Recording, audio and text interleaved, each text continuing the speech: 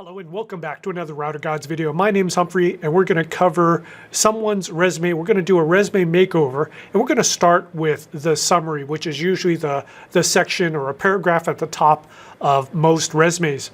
And this is probably one of the top mistakes or problems that I see with tech resumes. So this is if you're going for a tech support job or a network engineer, sysadmin, anything in IT, this is a big problem that I see.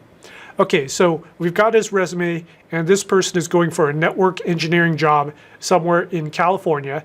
And of course, we've anonymized it so you can't figure out who it is. And we've got the summary section up at top.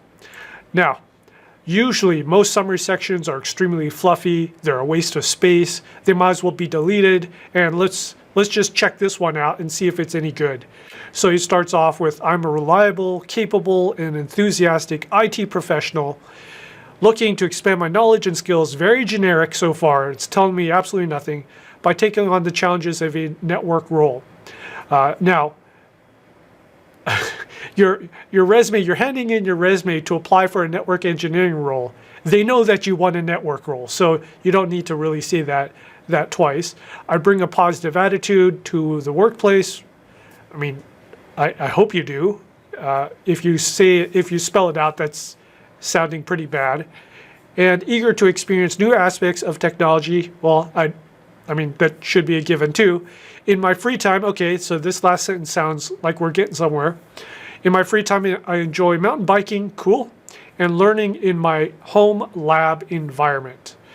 Okay, so your resume is an extremely valuable piece of document because you've got 1 or 2 pages to briefly and quickly tell the world about yourself, to tell the recruiter, to tell the manager, whoever's looking at your resume. You've got basically 15 to 30 seconds to prove that you're worth an interview at least. And you know, when you start off with a paragraph that just tells nothing and it's a waste of space, you might as well just delete the whole thing. Now, there is an exception to that rule. And the exception is if you are applying through a recruiter or a headhunter, then having an objections or a summary section that is very detailed, 3 to 4 sentences, but detailed, and specifically states what you're going for. I am going for a network engineering role. I have, let's say, a top secret clearance. I have 3 years of Linux. Be very detailed. That is the exception to the rule. How could we make this better? If we had to leave this summary in. Now, I would just delete this, but if we had to leave this in, what we would do, or what I would suggest is, let's take a look down here. His last position is a systems administrator, and he's been there for about, let's see, a year. Let's call it almost 2 years. Let's call it almost 2 years here. And he's been a system administrator at a hospital. And we've anonymized the hospital. He's got a couple projects down here. So let's just skip all this. We'll go to the projects. Replaced a switch stack. Okay, that's pretty good. Organized the cables. All right. Installed some servers, physical and virtual. Okay. Configured some network monitoring. Okay. And then deployed some VPN stuff. All right. So I would go over here and I would say 2 years systems and network administration support at a major hospital. Say how big the hospital is. So here it says 90 medical end users. I don't know how many beds. 90 doesn't sound that big. So I would maybe try to find the number of beds, or the name of, I guess you have to be a little careful here putting the name of the hospital, but if you already have it here, it might not be that bad. So you could say something like network and systems administration for a 300-bed hospital for 2 years, right? Boom, first sentence. That way the recruiter or the hiring manager goes, cool, he's got 2 years at a hospital. He's done some network engineering, some systems admin. That's cool. Projects include, yes, we are double stating because the projects are here, but maybe we pick 2 or 3 of the most important ones, or 2 of the most important ones. And what I would say is the switch stack migration and the VPN. Why would I pick that? Because today, VPN and remote work is extremely important because COVID, everyone's working from home. So I would actually start off with that first. Now, I would be detailed. This bullet point tells me nothing about how big this was. How many firewalls or servers were involved? How many people did I roll in the AnyConnect or VPN client to? How big are the branch sites that this is connecting to? So I would fix this bullet point, make it more specific, and then I would put in here as the second sentence, I would say something like completely revamped the VPN infrastructure, upgraded the clients for 300 users, and installed, let's say it's 5 FortiGate firewalls or something like that. So that's the VPN part. And then the switch stack part.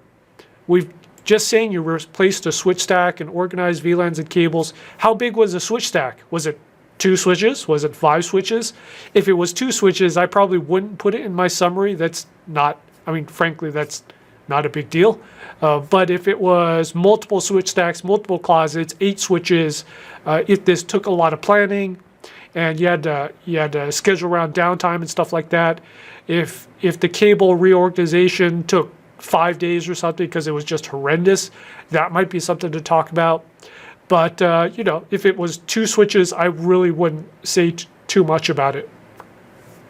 So second paragraph or second sentence would be talk about the VPN connection. Third sentence would talk about the switch stack migration, and then you know, okay, you could leave in the mountain biking. That's fine. What I would say is maybe add a little bit more color to it. If you're just mountain biking along the beach, well, you just leave it at mountain biking. But if you've done some crazy stuff like you've mountain biked 30 miles, or you do a specific trail, or you compete in events, I would definitely put that down. And then home lab environment. Do you have pictures to the home lab environment? How big is the home lab environment? Can you describe it somewhere? If you do have pictures, I would put a link somewhere over here, miscellaneous or whatever. Click this link to see pictures of the home lab environment. And then you know, have a couple bullet points. Was it 5 routers and 3 switches? Was it APs? You know, list it out. List out the gear. Be specific, right?